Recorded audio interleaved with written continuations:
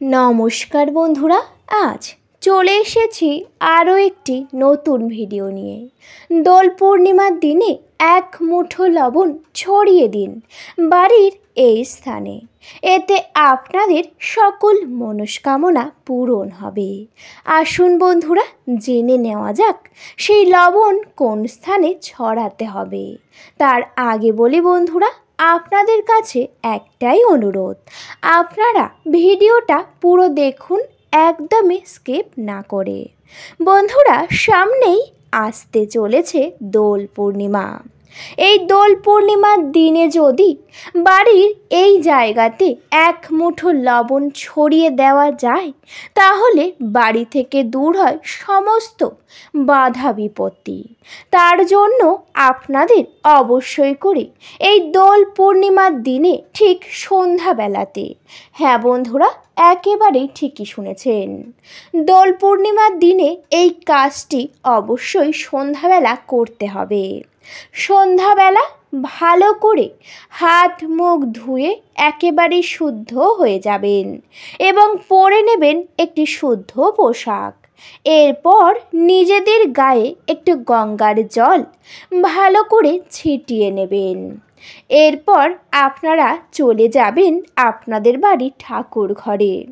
প্রথমেই ঠাকুর ঘরটিকে আপনারা মুছে নেবেন।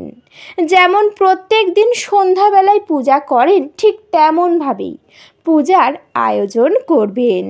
এই দোল পূর্ণিমার দিনে সন্ধ্যাবেলাতে অবশ্যই বিশেষ রকমের মিষ্টি দিয়ে ভোগ নিবেদন করবেন। এই দিন কিন্তু ঘিয়ের প্রদীপ জ্বালানো অত্যন্তই জরুরি। সেই জন্য আপনারা একটি ঘিয়ের প্রদীপ জ্বালাবেন। প্রথমেই সেই প্রদীপটিকে নিয়ে আপনাদের ইষ্ট দেবতাকে ভালো করে আরতি করবেন। বন্ধুরা, যে ইষ্ট দেবতা আপনাদের বাড়িতে আছে, সেই দেবতাকে খুব ভক্তি সহকারে আরতি করতে হবে। এরপর আরতির প্রদীপ নিয়ে প্রত্যেকটা ঘরের সামনে ঘোরাবেন এবং তারপর প্রত্যেক সদস্যর কপালে সেই প্রদীপের তাপ দেবেন। এতে কিন্তু জীবন থেকে বাধা বিপত্তি দূর হয় এবং জীবনে আসে প্রচুর অর্থ। তার কারণ হলো সেই প্রদীপের তাপে থাকবে আপনাদের ইষ্ট দেবতাদের আশীর্বাদ। সেই জন্য এই কাজটি অবশ্যই করবেন। বন্ধুরা, যখনই এই কাজ করা হয়ে যাবে, তারপর প্রদীপটিকে নিয়ে অবশ্যই ঠাকুর ঘরে রাখবেন। এরপর আপনারা কিন্তু সন্ধ্যাবেলায় শাঁখ কাঁসা ঘণ্টা বাজিয়ে অবশ্যই সন্ধ্যা পূজার, দোল পূর্ণিমার পূজা সম্পূর্ণ করে নেবেন। পূজা সম্পূর্ণ হয়ে যাবার পর আপনারা ঠাকুর ঘরে প্রথমেই প্রণাম করে নেবেন। তারপর অবশ্যই একটি তামার পাত্র নিতে হবে। বাড়িতে যে ধরনের তামার পাত্র রয়েছে সেই পাত্র নিয়ে নেবেন। এরপর পাত্রটিকে ভালো করে মুছে পরিষ্কার পরিচ্ছন্ন করে নেবেন। যখনই পরিষ্কার করা হয়ে যাবে, তার মধ্যে আপনাদের অবশ্যই দিয়ে দিতে হবে সন্ধক লবণ। হ্যাঁ বন্ধুরা, একেবারেই ঠিকই শুনেছেন। বন্ধুরা, এই কাজের জন্য অবশ্যই লাগবে সন্ধক লবণ। প্রত্যেকটা পুজোর কাজে সর্বদাই সন্ধক লবণ ব্যবহার করা হয়। সেই জন্য আপনারা অবশ্যই সন্ধক লবণ নেবেন। যদি বাড়িতে একান্তই না থাকে, সেক্ষেত্রে বাজারে গিয়ে আপনারা একটি ছোট সন্ধক লবণের প্যাকেট কিনে নিয়ে আসবেন। এরপর বেশ কিছুটা পরিমাণ নেবেন এবং সেই পাত্রর উপরে রাখবেন। বন্ধুরা, খুব বেশি নেওয়ার দরকার নেই। নিজের হাতের তালু বা নিজের মুঠোতে যতটা ধরবে তেমন পরিমাণ বুঝে অবশ্যই নেবেন। এরপর সেই লবণের উপরে আপনারা রাখবেন আপনাদের ইষ্ট দেবতার চরণ থেকে একটি ফুল। সকালে আপনাদের ইষ্ট দেবতার চরণে যে ফুল দিয়েছেন বা মা লক্ষ্মীর চরণে যে ফুল নিবেদন করেছেন সেখান থেকে একটি ফুল নেবেন। এরপর সেই লবণের উপরে রাখবেন। পাত্রটিকে নিয়ে প্রথমেই মা লক্ষ্মীর চরণে 3 বার ঘুরিয়ে নেবেন। এরপর পাত্রটি মা লক্ষ্মীর চরণে বসাবেন। বসিয়ে আপনারা হাত জড়ো করে নিষ্ঠা ভরে অবশ্যই মায়ের কাছে জানাবেন আপনাদের বাড়ির সকল সমস্যা এবং আপনি কি চান বা আপনার কি মনস্কামনা রয়েছে অবশ্যই মায়ের কাছে জানাবেন। যখন এই কাজ করা হয়ে যাবে প্রণাম সেরে আপনারা ঠাকুর ঘরটিকে মুছে কিছুক্ষণের জন্য বাইরে থাকবেন, যাতে সমস্ত ভোগ যেন সকল দেবদেবী গ্রহণ করতে পারেন এবং সেই লবণে যেন আশীর্বাদ দেন। এমন কাজ হয়ে যাবার পরে আপনারা অবশ্যই করে কিছুক্ষণ বাইরে থাকবেন। কিছুক্ষণ পরে পুনরায় ঠাকুর ঘরে প্রবেশ করবেন। এরপর প্রথমেই আপনারা কিন্তু প্রণাম করে সকল দেবদেবীর কাছে অনুমতি চেয়ে আপনারা সেই ভোগ তুলবেন এবং সেই ভোগগুলি নিজেরা গ্রহণ করবেন এবং বাড়ির সবাইকে অবশ্যই দেবেন। এরপর যে স্থানে ভোগ নিবেদন করেছিলেন সেই জায়গাটিকে ভালো করে মুছে পরিষ্কার করে নেবেন বা শুদ্ধ করে নেবেন। এরপর ঠাকুর ঘরে বসবেন এবং যে ইষ্ট দেবতার চরণে আপনারা সেই লবণটি অর্পণ করেছেন সেই ইষ্ট দেবতার সামনে বসে হাত জড়ো করে অবশ্যই কিন্তু প্রণাম করে নেবেন। অনুমতি চেয়ে সেই পাত্রটি তুলে নেবেন।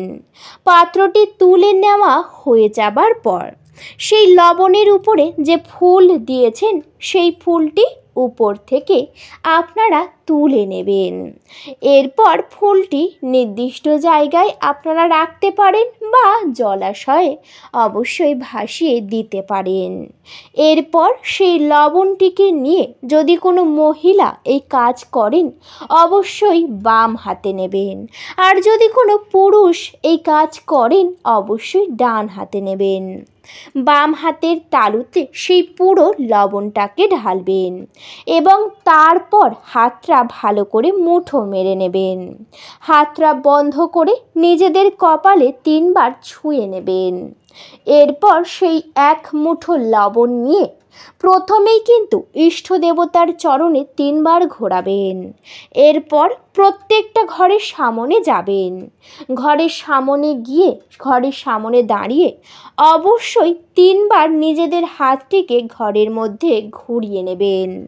ঘোরানোর সময় বলবেন জয় শ্রীকৃষ্ণ, জয় শ্রীকৃষ্ণ, জয় শ্রীকৃষ্ণ। এই কথাটি 3 বার বলবেন।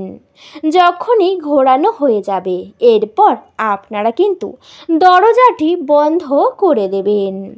যে কটি ঘর রয়েছে আপনাদের বাড়িতে প্রত্যেকটা ঘরে ঠিক একইভাবে ঘোরাবেন এবং ইষ্ট দেবতার নাম করবেন। ঠিক তারপরে বন্ধুরা আপনারা অবশ্যই সদর দরজা বা মেন গেটের সামনে যাবেন। মেন গেটের সামনে গিয়ে দাঁড়িয়ে প্রথমেই দেখে নেবেন কেউ যেন আপনাদের দিকে না দেখে। এমন দেখে নিয়ে আপনারা কিন্তু সেই 1 মুঠো লবণ বাড়ির সদর দরজার সামনে ঠিক 3 বার ঘোরাবেন। ঘোরানোর সময় অবশ্যই খেয়াল রাখবেন কেউ যেন আপনাদের দিকে না দেখে। কেউ যদি দেখে তাহলে হয়তো এর পূর্ণ ফল পাবেন না। সেই ব্যক্তির মনে নানান প্রশ্ন জাগতে পারে বা হতে পারে আপনাদের বাড়িতে ক্ষতি করতে আসছিল সে জেনে গেছে। সেই জন্য একেবারেই গোপনে এই কাজটি করতে হবে। 3 বার ঘোরানোর পরে আপনারা সেই 1 মুঠো লবণ নিয়ে বাড়ির 3 রাস্তার মোড়, হ্যাঁ বন্ধুরা একেবারেই ঠিকই শুনেছেন, যদি বাড়ির সামনে 3 রাস্তার মোড় থাকে সেই 3 রাস্তার মোড়ের সামনে পূর্ব দিকে মুখ করে আপনারা লবণটিকে সামনের দিকে অবশ্যই ছুঁড়ে ফেলে দেবেন। যদি বাড়ির সামনে 3 রাস্তার মোড় না থাকে সেক্ষেত্রে একটু দূরে যাবেন। এরপর সেই 3 রাস্তার মোড়ে ঠিক একইভাবে পূর্ব দিকে মুখ করে অবশ্যই সেই লবণটিকে ছুঁড়ে ফেলে দেবেন একটু দূরের দিকে, যেন নিজেদের গায়ে এসে না পড়ে তেমনভাবেই ফেলতে হবে। ফেলার সময় ঠিক একইভাবে আপনাদের ইষ্ট দেবতার নাম করতে হবে। এরপর আপনারা হাতটিকে ভালো করে ঝেড়ে সেখানে বাড়ির দিকে রওনা দেবেন। আর একবারের জন্যেও ভুলেও পিছনে তাকাবেন না। বন্ধুরা, পিছনে তাকালে কিন্তু বাড়ির যে সমস্ত অশুভ প্রভাব আপনারা হাতের মুঠো করে নিয়ে বাইরে বেরিয়েছেন, সমস্ত অশুভ প্রভাব আপনাদের সাথে আবার গৃহে প্রবেশ করতে পারেন। সেই জন্য আপনারা কিন্তু পিছনের দিকে একেবারেই ভুল করে তাকাবেন না। বন্ধুরা, যদি এই কাজটি আপনারা বিশ্বাস মনে করেন অবশ্যই ফল পাবেন। ভিডিওটা এই পর্যন্ত। ভিডিওটি যদি ভালো লেগে থাকে অবশ্যই ভিডিওতে একটি লাইক করবেন, শেয়ার করবেন এবং সাবস্ক্রাইব করে আমার পাশে থাকবেন। আজকের মতো আমি বিদায় নিলাম। সবাই ভালো থাকবেন, সুস্থ থাকবেন। সবাই একবার ভালোবেসে কমেন্টে জয় শ্রীকৃষ্ণ লিখে যাবেন। আপনাদের সকলকে জানাতে চাই অনেক অনেক ধন্যবাদ। হরে কৃষ্ণ, রাধে রাধে।